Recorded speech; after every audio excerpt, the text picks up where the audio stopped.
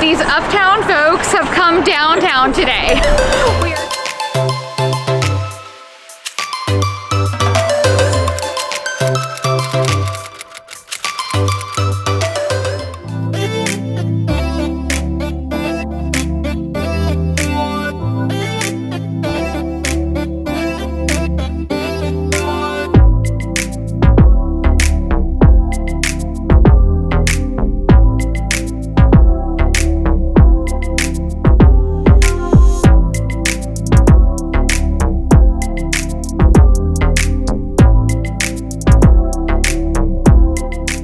We are typically in uptown Manhattan, but today we had to come and try out what we heard is the In-N-Out dupe of Manhattan. So we are in the East Village at High Life Burgers to really see if this is going to live up to the In-N-Out fantasy, lore, everything in between. And we have a pro taste tester to really give you the rundown.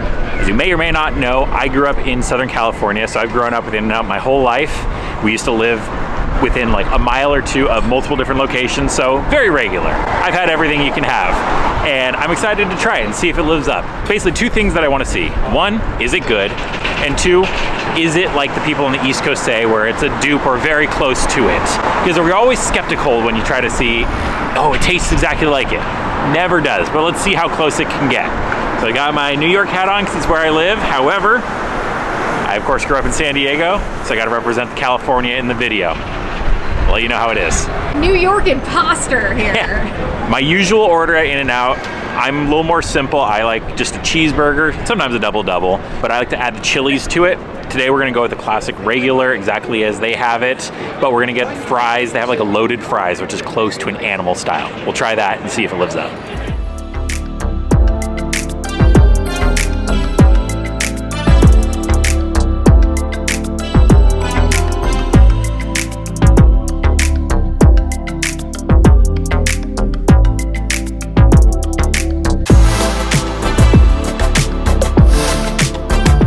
Good and secured, however, because it's New York and there's no room for anything, there's just a standing bar in there, and it's always kind of awkward to film and especially critique while you're in there.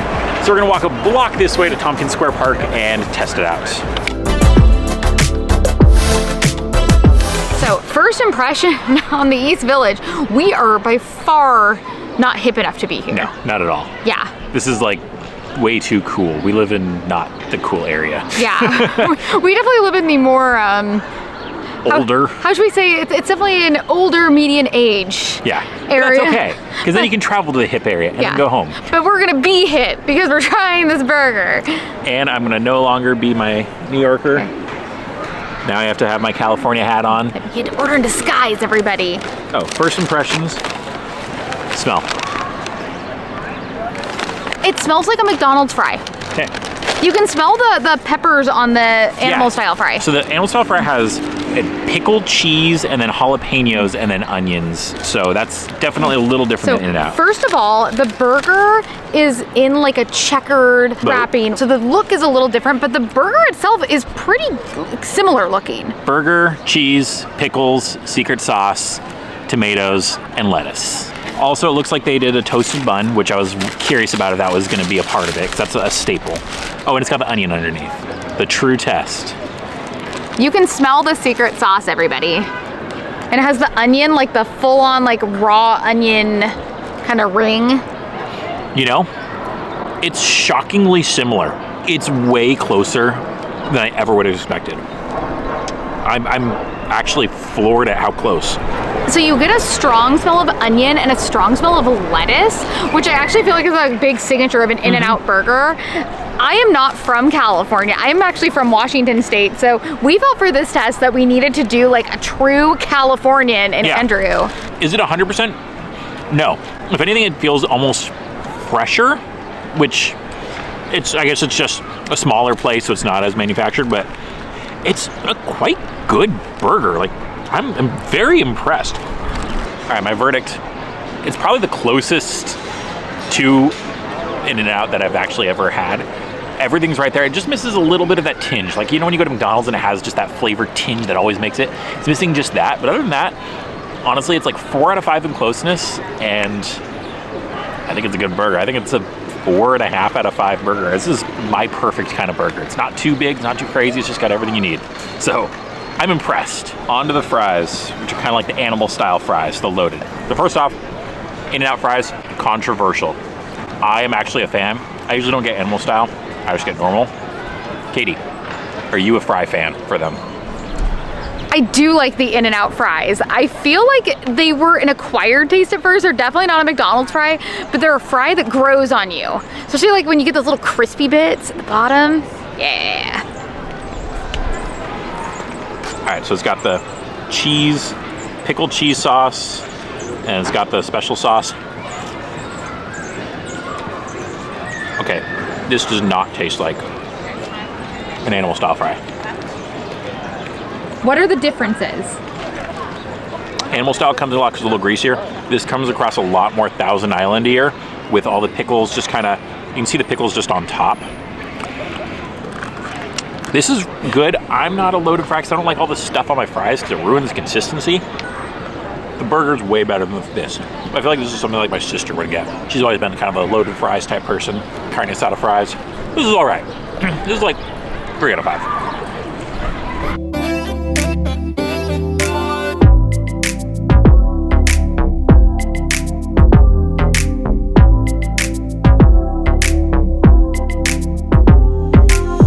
All right, here's a key difference in the fries.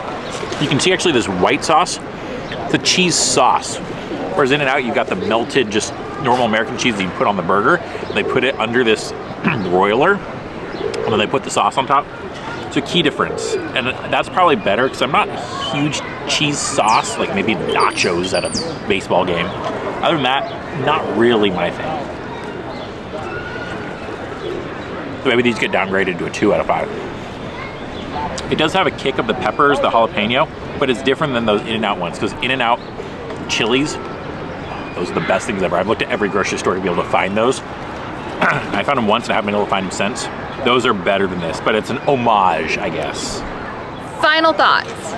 First, what are your thoughts on like the overall vibe?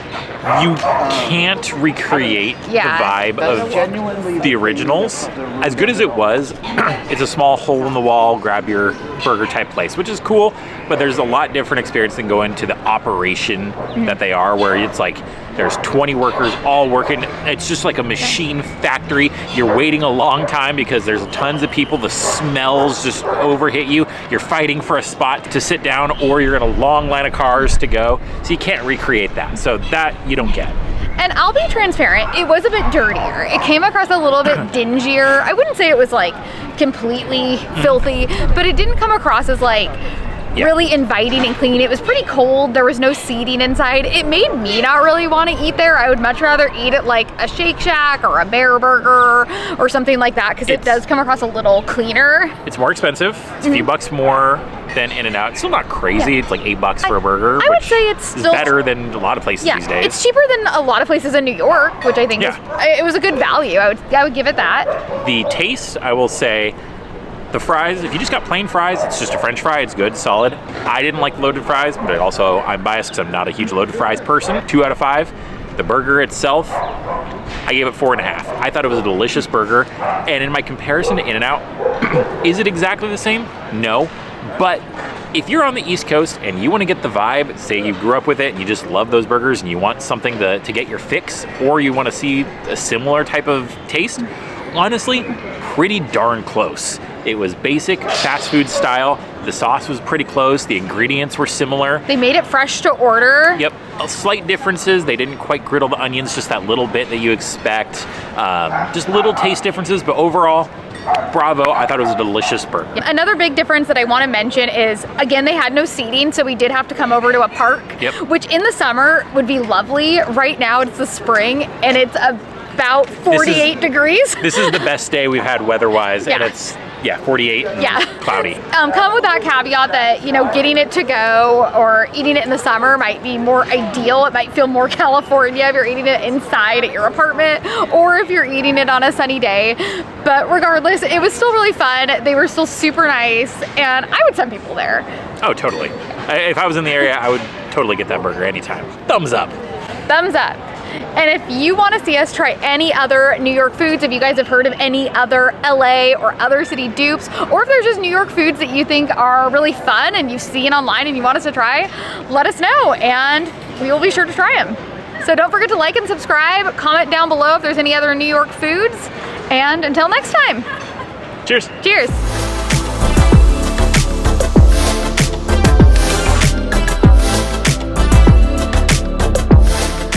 What's your favorite thing in In-N-Out? Easily the shake, hands down. The shake is flavor? Vanilla. I'm a strawberry. Do you like it when they mix it together? Because at In-N-Out Vanilla you can and mix strawberry, that. yes. I'm not a huge chocolate shake guy, but the other two are perfect. But like Perfection. maybe when we go back we'll try the Neapolitan. I've never done the Neapolitan Yeah, actually. me either. You've done the strawberry vanilla. I've done the just vanilla because I don't like strawberry. Yeah. Yeah, the shake is where it's at. And I don't think they have shakes here, which is a travesty. But It's okay. you know, they have burgers and fries. We're gonna give it a shot.